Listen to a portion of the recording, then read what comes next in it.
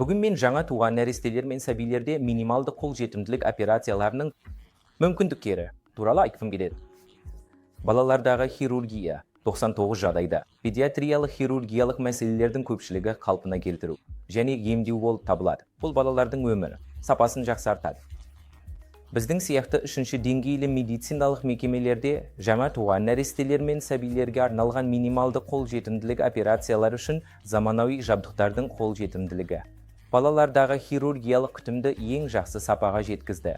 Соншалықты бала, ұйқы безі, ішек, үлкен және кіші ішек, бүйрек, несеп ағарлары, бүйректен шығатын түтіктер, қуық, өкпе және өкпе арасындағы кеңістік, яғни медиастинум сияқты органдарда өте үлкен операциядан өтеді. Осы барлық аймақтар лапароскопия арқылы өте аз тесіктерінен өңделе алады. Қолда бар жабдықтармен біз балаларға операциядан кейін өте аз ауырсыну және өте қысқа ауруханада болу арқылы үлкен операцияларды жасай аламыз. Сондықтан олар тезірек қалпына келеді.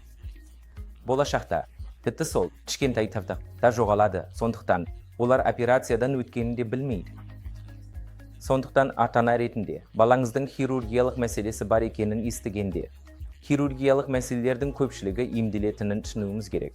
Сондықтан хирургқа барудан тартынудың қажеті жоқ және аурудың келесі кезеңге өтуін күтіп, ол емделмейтін немесе толық емделмейтін жағдайға айналмау үшін. Хирургиялық мәселелер ерте назар аударылғанда емделеді. Және қазіргі уақытта көптеген операциялар минималды қолжетімділік процедураларына бейімделген. Бұл теріде ешқандай тыртық қалдырмайды немесе минималды тыртық қалдырады. Және баланың да отбасының да санасындағы барлық тыртықтарды жояды.